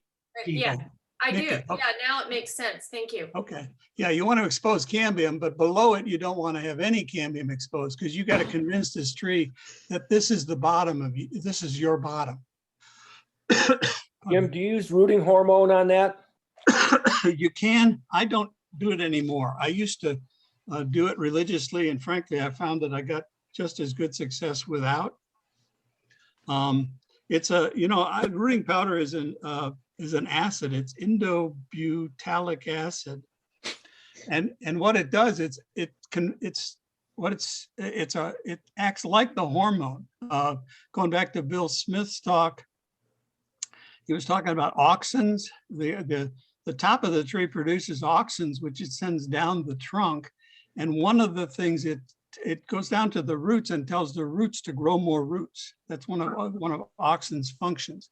Pardon me, if I put this rooting powder on it, it's like putting auxins on it. It's the same chemical result. It convinces that part of the tree to grow roots. This slide is demonstrating the twist tie, and you'll see the twist tie is interrupted there because I used a piece of black electrician's tape to close the seal of the black plastic around the sphagnum moss. That's a bundle of sphagnum moss with the black plastic around it, and the bottom is actually held on by a twist tie that you can't see. Pardon me. And the upper part is a twist tie that I haven't tied down so much. Let me throw out one other alternative too. About a week ago, I was out at Eric Weigert's, and as I pulled into his lot, just as you pull in from the street, if you look to your left, there's a big tree there. He's got a very large tree, and it looks like he's got a terrible case of bagworm. Well, it's not. If you look closely, it's aluminum foil packages that he's put on the branches. He likes to use aluminum foil to wrap his. I use black plastic, but you can do it just as easily with aluminum foil. And he's got, I don't know, 10 or 12 of those things. What he's doing is air layering a bunch of branches off his tree, which he'll probably sell you at a high cost sometime later. Pardon me. Anyway, the next slide, then, please. Okay, now above, just above, there are 2 points to be made here. One is that you can air layer a tree a couple of times in the same stretch. Each one of them will start. And this part of it, you see again the pink chalk where I left it. And the tool I'm using here is a knob cutter. It's a hemispherical cutter, and it also makes a pretty good device for cutting the air layer, because what it does is to gouge into the tree. You're sure of getting all that you want off the surface, and it also digs in, and it also leaves a kind of a serrated edge along the top, which is kind of nice. I like to grow these so that the roots come out unevenly and it looks more natural that way. If you cut with a knife, you sometimes get too clean a cut, and it will give you roots that come out and they don't look real natural. They look like somehow they've been artificially induced or something. So I generally like the more natural look in our bonsai trees. So this is knob cutters and a different approach, but also you can cut it at more than one spot. You see the lower one here, I'm doing it on an upper one too. And this upper portion, by the way, will be the star of the show at the end here. I'm going to unwrap it. It's the great unveiling, and we'll show you this other section. The next one, please. Here again is a cutting, and you see what I did with the knob cutters. Again, I'm exposing a good deal of the down to the heartwood of the tree, and you can see with the knob cutters, I get a very uneven, rough cut, which I kind of like. And the other point I wanted to make with this picture is that Rick was talking about the cutting at a 45-degree angle. On this one, I deliberately did it at a 45-degree angle, because if you put your hand in front of that, you'll see how this tree is going to, when I plant it in the ground, it's going to be slanted from left to right. And that'll, the big branch coming off it will be my first branch.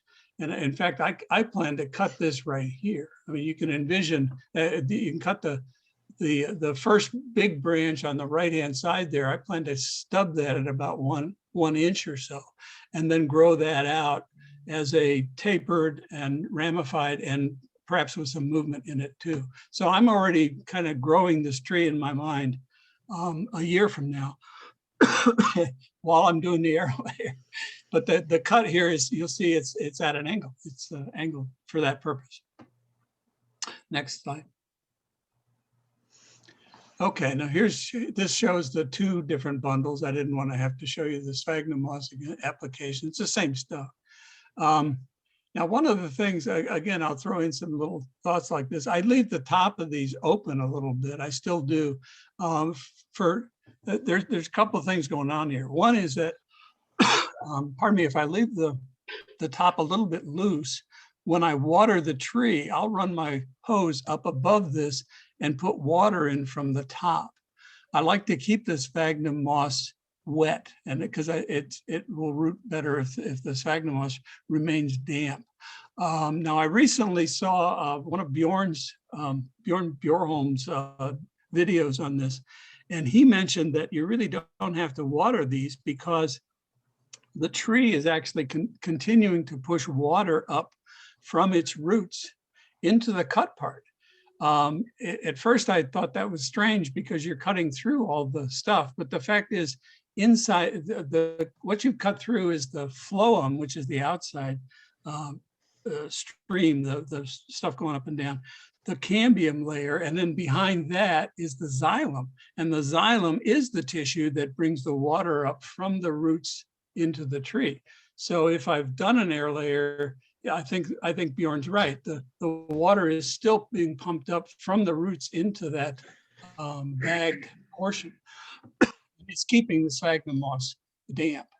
The other reason that I like using the twist ties is because after a couple of weeks, and I give it a month before I try this, but after a month or so, if you open the top one and very carefully ease it open, you can tell whether you're going to get roots or not, because the roots will have started within a month or so. What you want to do is get a pretty good root bundle, and then you can detach the whole thing from the tree. You've completed the process. But I like to be able to check on it without interrupting, without interfering with the sphagnum moss too much. By having the twist tie, it's an easy thing to take off and reapply. Next slide. Hey, Jim. Yeah. I have a question. You're talking about your success rate on this type of air layering. Yeah. Is it every time you get, or does it just depend on the species of tree or what? It depends on the species in good part. Now, I would say the success rate on these is going to be very high because as Troy was saying, the ficus generally are pretty hardy trees. They're pretty good about coming back and recovering from almost anything. And so I'd say the success rate's very good, but it does depend on the species to a great extent.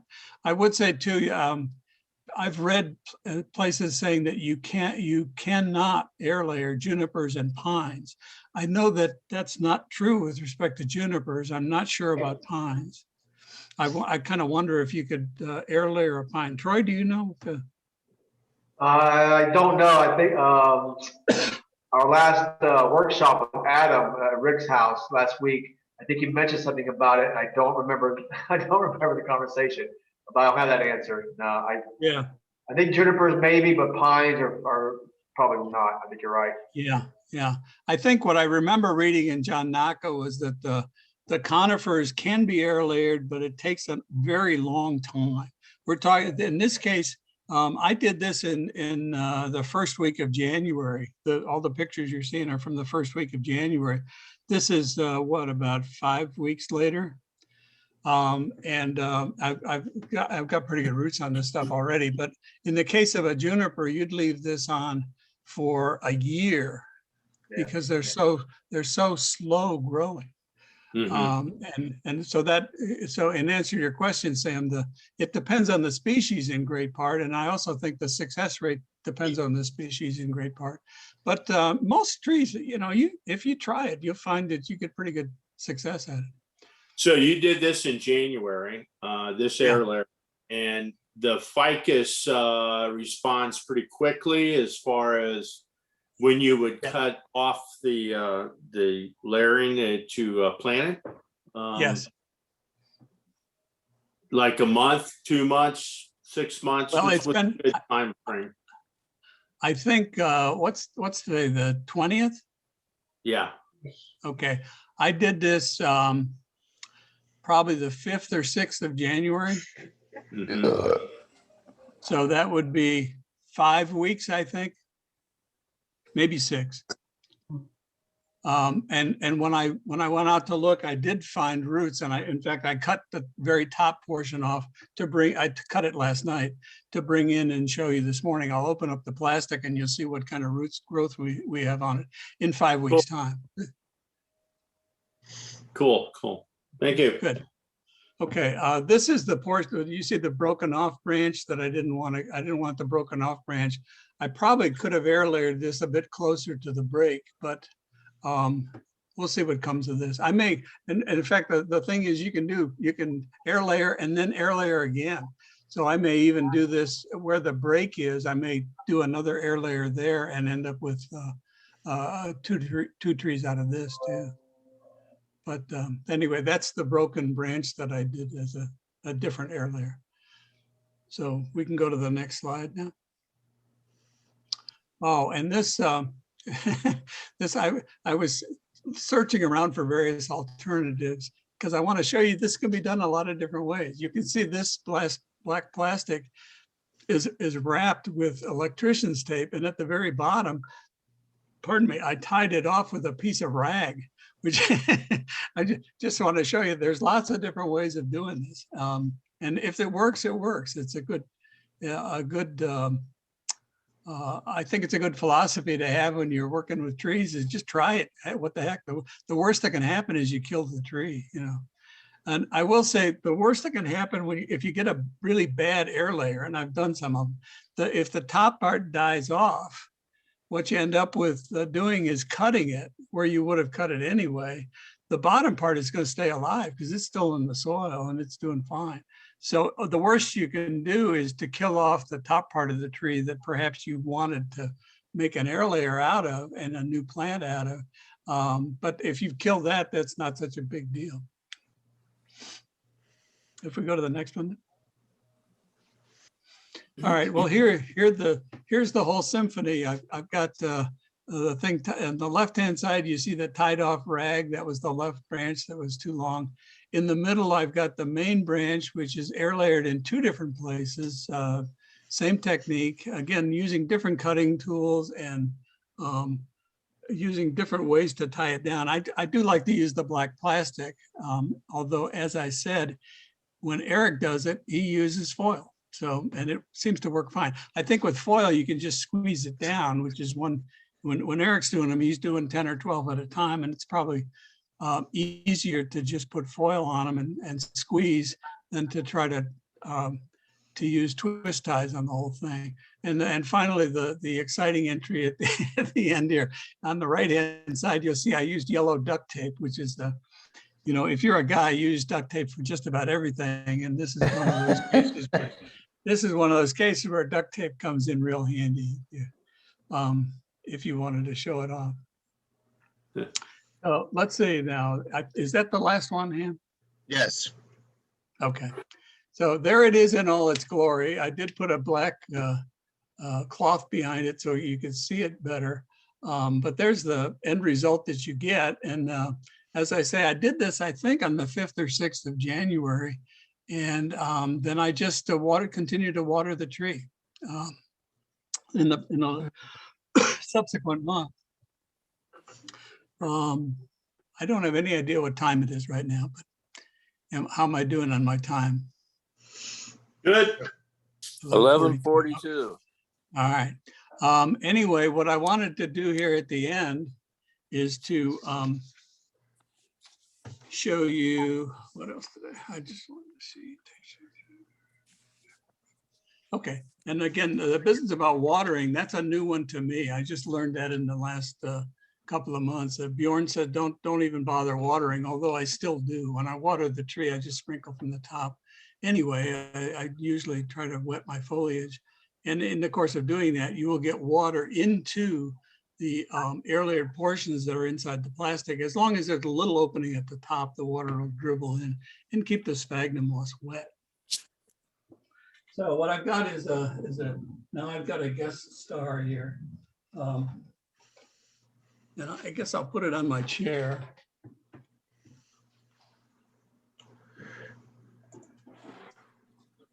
I don't know if you can see this. I hope you can see this all right. This is the air layer part that I use big loafers to get these cut off because I like to cut them off cleanly, and I'll just take below the bottom attached part of the twist tie No, I will admit I did some scouting on this before I did that, because I wanted to see that there would be some roots showing. And I will say the final big tip on doing air layering is to be very, very careful when you take this plastic off. You want to, you don't want the roots are so tender. As Troy was talking about, when you start seedlings and things, you have to be real careful about taking them out of soil, because the roots are so tender and they're just getting going in the soil, and they will rip off. If you rip all the roots off, then of course you're going to kill the tree. Now here's I don't know if you can see this, but I thought it had more roots than that. But it has started to root. With your right a little, you're partly Oh, off the okay. screen. I'm sorry. That's better. Yeah, you'll see the roots have started. Is it white? Yeah, The white. yeah. These are actually, I've got to screw into the plastic part here. So but that's what happens is they'll come out, and they're coming out at the top part of the bark that you left on the tree. The just above where the cut was is where the tree will throw roots out. Actually, last night I thought I saw better roots than this, but I guess it was dark out last night. But that's what you're going to get. And when you get enough, when you get roots that you think are sufficient to keep the tree alive, then it'll grow just fine. With this one, and because it doesn't have as many roots as I thought it was going to, I'm going to replace the plastic, and I will just continue to water this from the top. And I think it'll grow roots out and do just fine. This is more or less a cutting at this point. But that's what the process is. And again, this was about 6 weeks. I like to, I figure most trees are going to go at least 6 and probably 8 or 10 weeks before they throw out enough roots to make a go of it. But when they do, then you can just put these into some, I like to use loose organic soil to get them started. Grow them for a year or so, and then you can start working with them as pre-bonsai. But as you can see, I've got a cutting from the top of the tree. These leaves have pretty much come out since the January. And I've got a cutting that is, I don't know if you can see this, it's angled quite a bit. I've got branches. This one was going to be my first branch. Here, I don't know, did I get this? I'm trying to see my own picture to follow. This first branch is going to be here, but as I was telling you, I'm already planning to cut this like there. And it'll be a good first branch on an angled tree. The cutting is at an angle already. And I did it specifically for that reason, because I see this tree as a slanting tree. But that's the design you can have in your head before you ever start the air laying process. And then you can select that portion of the tree that best fits your needs for that. Anyway, I moved along rather hurriedly, but if you do have questions, I'd be happy to take them. Is anybody there? Yeah. Actually, Rick Owens, question. Go ahead, Rick. Yeah. Hey, I just want to do a little dog and pony show. I'm kind of a nerd when it comes to techno stuff. So here's these little pods that you can buy online. Oh, yeah. They wrap around the tree. So you put your cutting, you put your stripped bark inside the middle of this thing and pack it with sphagnum moss. Yeah. And this one is for a tree that's probably about a quarter of an inch, maybe a little bit bigger. This one's for one that's probably a ½ inch in diameter. And then they have a 2-piece one, which will accommodate a tree, and it snaps together, comes apart, snaps together. Yeah, yeah.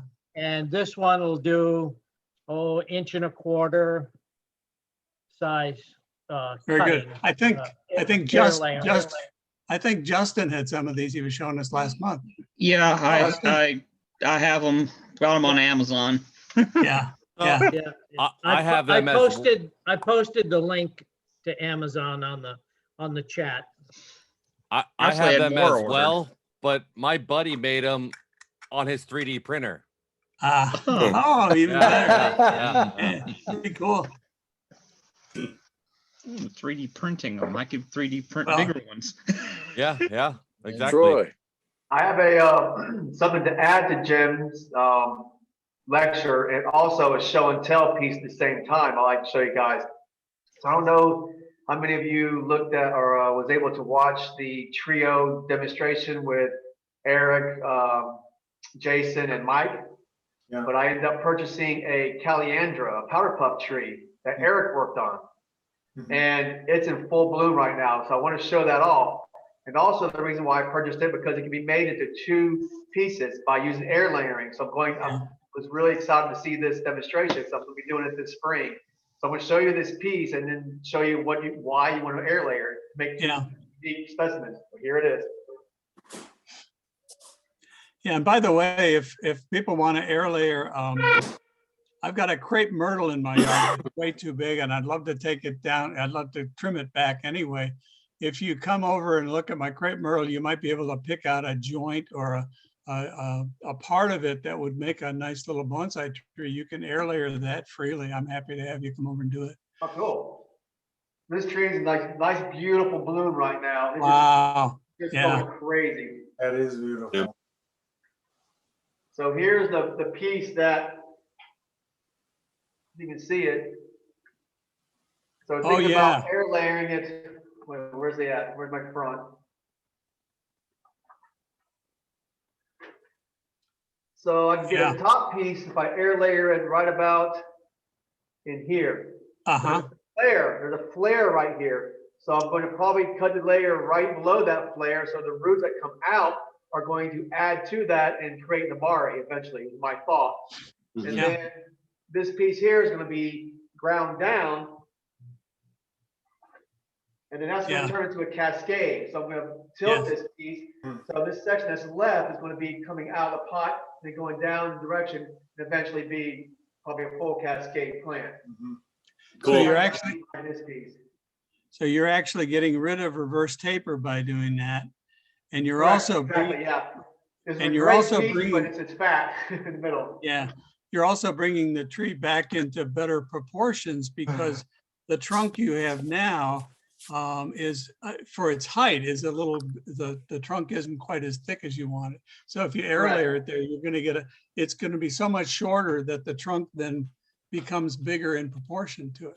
You know what I'm saying? You're bringing the tree back into the proportion of the trunk being 6 to 10 times as large as high as the tree. Exactly. As it stands now, the trunk here is about 20 times probably the height of the tree. Yeah, but so it's good. It's a good way. It works. Yeah, no, I think it's going to be great all around. I remember that tree. It was completely leafless. It leafed out within a week or 2. And as you can see, it's almost a full canopy. I can shape it now and have an apex and just about show it. But that reverse taper is just disappointing. So I have to fix it. Yeah, it's a good, that's why the air layering technique is pretty good, because you can pinpoint just exactly where you're going to cut the tree and where you're going to start the new part. Pick it out carefully. I haven't done any air layering whatsoever after 28 years of doing horticulture. That's one thing I haven't done yet. So it's the first Oh, time. really? Yeah. No, I think I have never done any grafting, but the air layering is something I've been doing for a while now, and it works for me. My problem is it creates even more trees, and I have plenty enough trees already. So I have a question, Jim. Yes. Normally, like when we repot, we're supposed to do that certain times of the year, right? Yeah. Air layering, do I have to wait to a certain time, like to air layer bougainvillea or green island or another tree? Well, let me put it this way. It's better, it's easier and faster. The roots will come out sooner if you do it in the spring. Okay. But that doesn't, that doesn't mean you can't do it in the summertime. I've done it in the summertime, and if you're a little more patient, you'll get the same results. So if I want to do a bougainvillea, now's the time to do it. Oh, sure, yeah. Yeah. Second question I have is for Troy. The powder puff that you have there, will the flowers reduce when you reduce the leaves, or will they always stay the same size? Always stay the same. That's an unfortunate part about bonsai and flowers is that they're going to always stay the same size. That's So what I you thought. can see some of the azaleas in Japan, you know, they're full flowered and they kind of focus on getting azaleas that may have naturally a smaller flower than other azaleas, and they'll kind of focus on that. Or you get a miniature azalea that, like your pixie bougainvillea.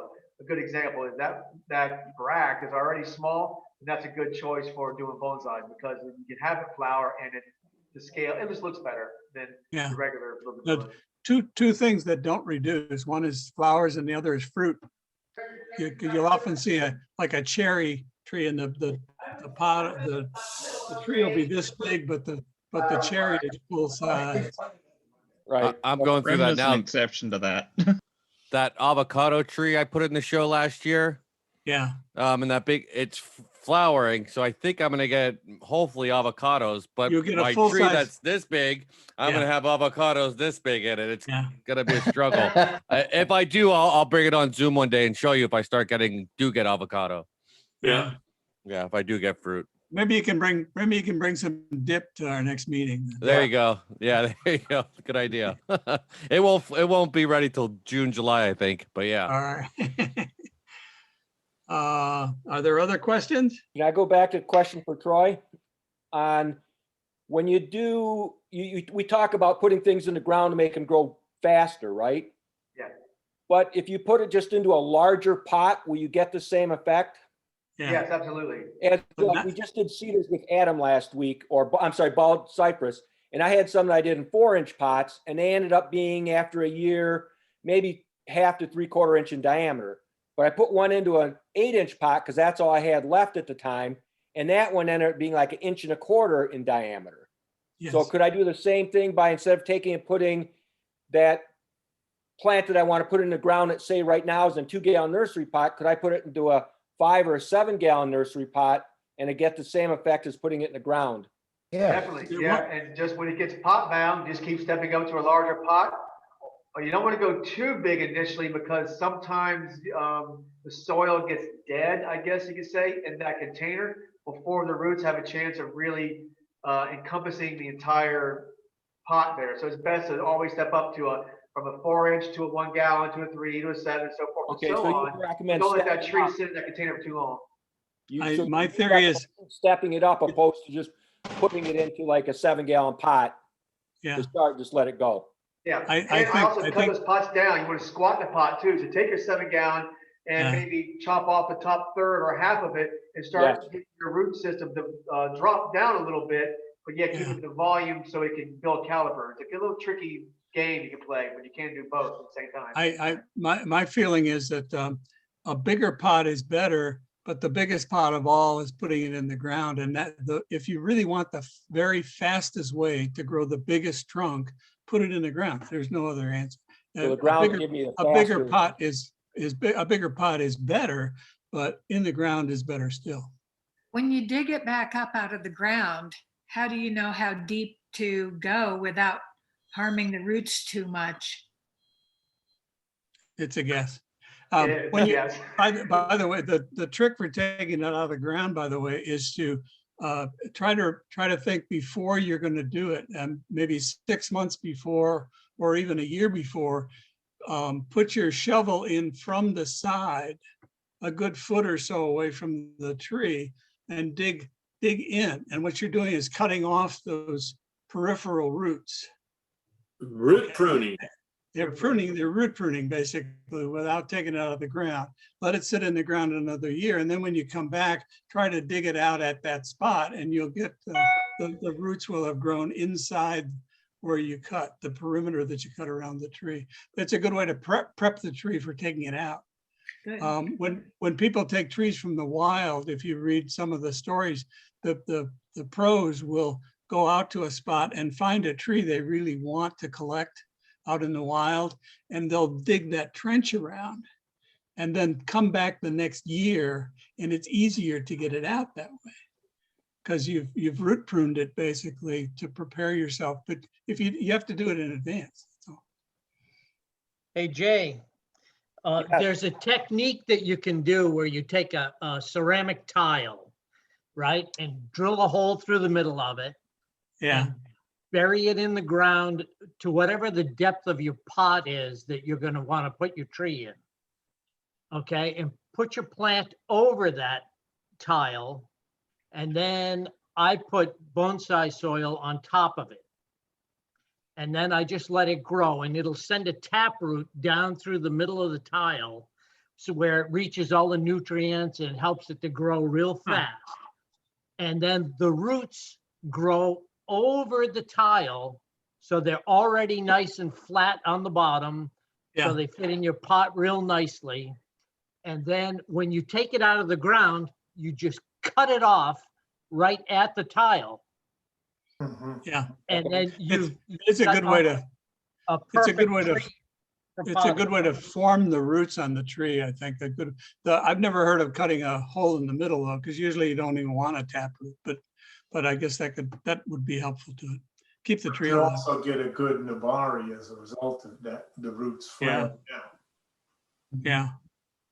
Yeah, Rick, Now, I to answer tried that Linda's on question, some the cuttings deeper I you did, go, the growing better. right The more now. roots you want to collect, the better for the tree. I have a picture here. I don't know if you guys will be able to see it. So this is from a client of mine who was harvesting a oak tree. You see the two cranes. That is a massive multi-trunk oak tree. So there it is out of the ground. Wow. Getting ready to go in a flatbed semi-trailer, special semi-trailer. So you can actually harvest any size tree you want. You think they'll survive? Oh yeah.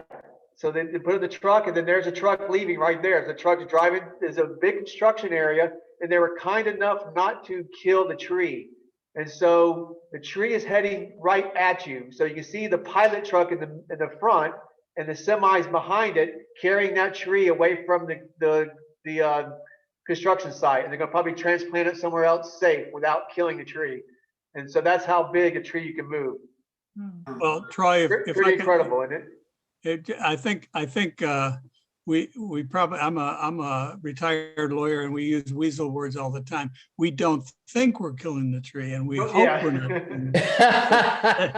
That was Come back. probably root pruned 6 to 8 call months prior to digging it. They probably Right. went around the root system, cut a quarter of that root ball, let it sit, cut another quarter, and then that allows help. the roots to come out, like Jim was saying, allows the roots to redevelop on that cut side, but the tree survives off of what's left.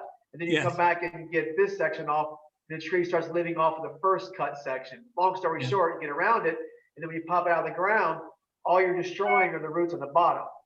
That's a good Rick's point. idea is that tile keeps those roots from going down, and then you're saving that stress of the tree by not having the roots be destroyed as you're pulling it up that way. Sure. So it's a really Yeah. cool combination of Doing these things technique. gradually gives you a better chance of keeping the tree alive.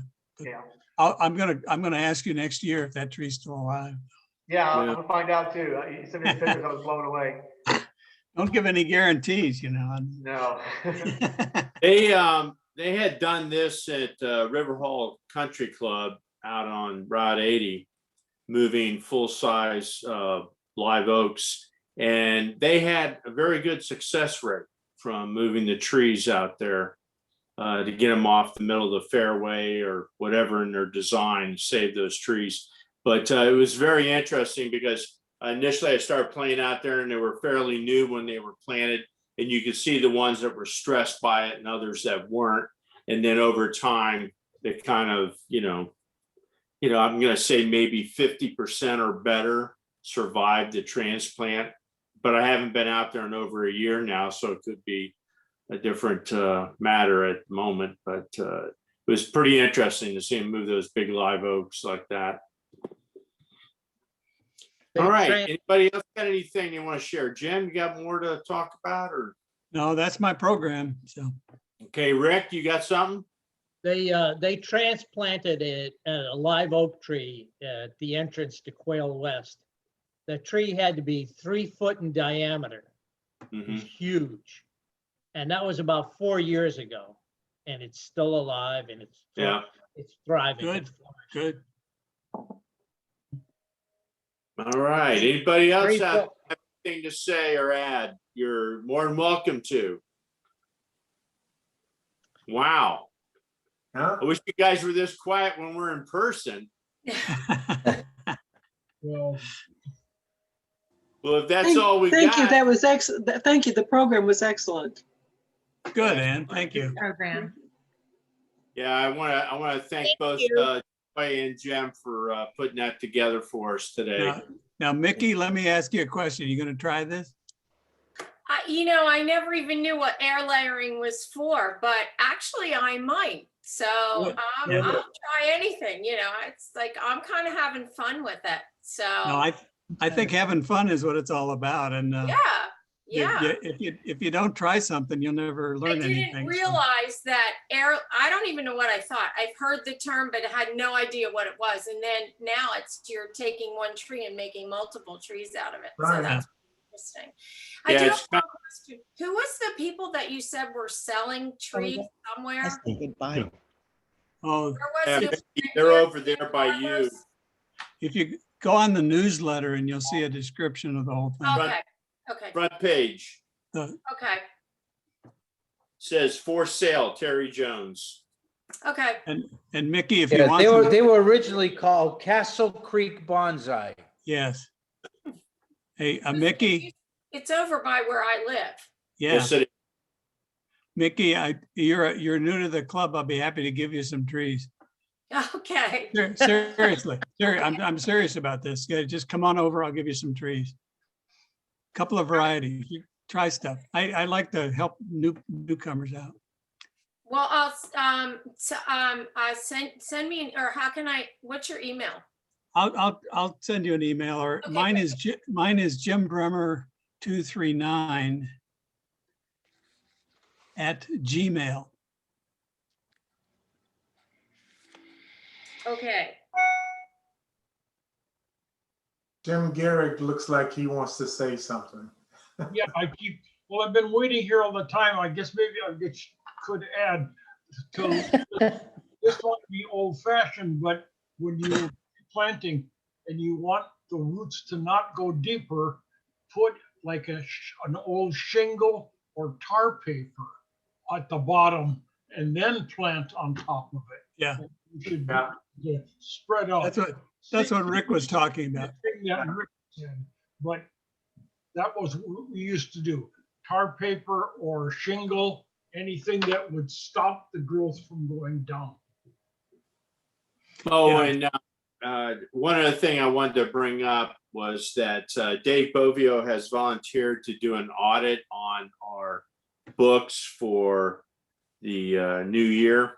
And I need another volunteer to help Dave to verify so that everybody can see where the money's going from Ham and I to my car payment. So I appreciate everybody, anybody stepping up to help See all Dave those. do that. We need at least 2 members to do that audit. So I'll anybody interested? I'll volunteer. Okay, Jim will. All right. Put you down, Jim. We'll get the information from Ham to Jim and Dave. And also, I would like to say that within the next month, I'm going to have a board meeting to discuss our auction plans, which would be coming up within the next 2 or 3 months. So we can have a grasp of what we're going to try and do with an auction and make it a little more interesting than last year's based on our situation. It seems to be improving. So maybe we can get out there and maybe do a drive-by auction or something.